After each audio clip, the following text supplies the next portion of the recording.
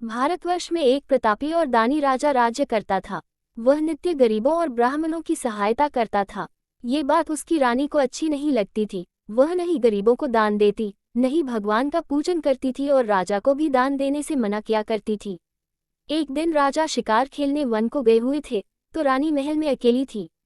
उसी समय बृहस्पतिदेव साधु वेश में राजा के महल में भिक्षा के लिए गए और भिक्षा मांगी। रानी ने भिक्षा देने से इनकार किया और कहा, हे साधु महाराज, मैं तो दान पुण्य से तंग आ गई हूँ। मेरा पति सारा धन लुटाते रहते हैं। मेरी इच्छा है कि हमारा धन नष्ट हो जाए, फिर न रहेगा बांस न बजेगी बांसुरी। साधु ने कहा, देवी तुम तो बड़ी विचित्र हो। धन संतान तो सभी चाहते हैं, पुत्र और लक्ष्मी तो पापी के घर भी होने चाहिए। यदि तुम्हारे पास अधिक धन है तो भूखों को भोजन दो, प्यासों के लिए प्याऊ बनवाओ, मुसाफिरों के लिए धर्मशालाएं खुलवाओ। जो निर्धन अपनी कुंवारी कन्याओं का विवाह नहीं कर सकते उनका विवाह करा दो। ऐसे और कई काम हैं जिनके करने से तुम्हारा यश लोक परलोक में फैलेगा। परंतु रानी पर उपदेश का कोई प्रभाव न पड़ा। वह बोली, महाराज आप मुझे कुछ न समझाएं। मैं ऐसा धन नहीं चाहती जो हर जगह बांटती फिरूं। साधु ने उत्तर दिया, यदि तुम्हारी ऐसी इच्छा है तो तथास्तु।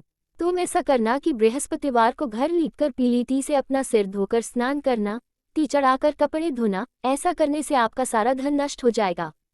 इतना कहकर वह साधु महाराज वहां से आलोक हो गए। साधु के अनुसार कही बातों को पूरा करते हुए रानी को केवल 3 बृहस्पतिवार ही बीते थे कि उसकी समस्त धन संपत्ति नष्ट हो गई।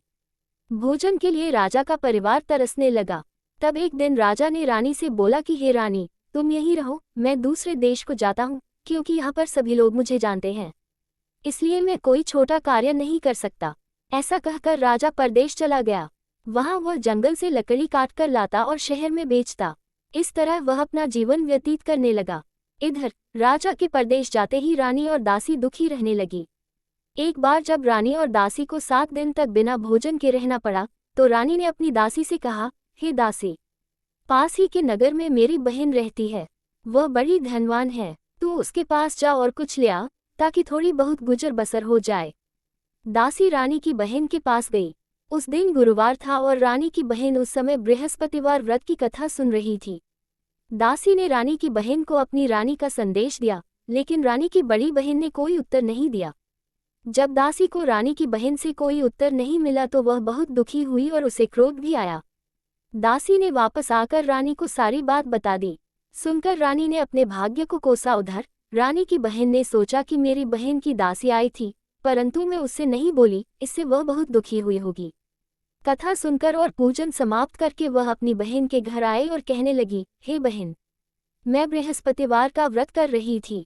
तुम्हारी दासी मेरे घर आई थी, परंतु जब तक कथा होती है तब तक न तो उठते हैं और न ही बोलते हैं, इसलिए मैं नहीं बोली। कहो दासी क्यों गई थी? रानी बोली, बहन तुमसे क्या छिपाऊं, हमारे घर में खाने तक को अनाज नहीं था। ऐसा कहते कहते रानी की आंखें भर आई। उसने दासी समेत पिछले 7 दिनों से भूखे रहने तक की बात अपनी बहन को विस्तार पूर्वक सुना दी। रानी की बहन बोली, देखो बहन, भगवान बृहस्पतिदेव सबकी मनोकामना को पूर्ण करते हैं। देखो, शायद तुम्हारे घर में अनाज रखा हो। पहले तो रानी को विश्वास नहीं हुआ, पर बहन के आग्रह करने पर उसने अपनी दासी को अंदर भेजा तो उसे सचमुच अनाज से भरा एक घड़ा मिल गया। ये देखकर दासी को बड़ी हैरानी हुई। दासी रानी से कहने लगी, हे रानी, जब हमको भोजन नहीं मिलता तो हम व्रत ही तो करते हैं, इसलिए क्यों न इनसे व्रत और कथा की विधि पूछी जाए, ताकि हम भी व्रत कर सकें। तब रानी ने अपनी बहन से बृहस्पतिवार व्रत के बारे में पूछा। उसकी बहन ने बताया, बृहस्पतिवार के व्रत में चने की दाल और मुनक्का से विष्णु भगवान का केले की जड़ में पूजन करें तथा दीपक जलाएं, व्रत कथा सुने और पीला भोजन ही करें। इससे बृहस्पतिदेव प्रसन्न होते हैं। व्रत और पूजन विधि बताकर रानी की बहन अपने घर को लौट गई। 7 दिन के बाद जब गुरुवार आया तो रानी और दासी ने व्रत रखा। घुड़साल में जाकर चना और गुड़ लेकर आई, फिर उससे केले की जड़ तथा विष्णु भगवान का पूजन किया। अब पीला भोजन कहाँ से आए, इस बात को लेकर दोनों बहुत दुखी थे। चूंकि उन्होंने व्रत रखा था, इसलिए बृहस्पतिदेव उनसे प्रसन्न थे। इसलिए वे एक साधारण व्यक्ति का रूप धारण कर 2 थालों में सुंदर पीला भोजन दासी को दे गए।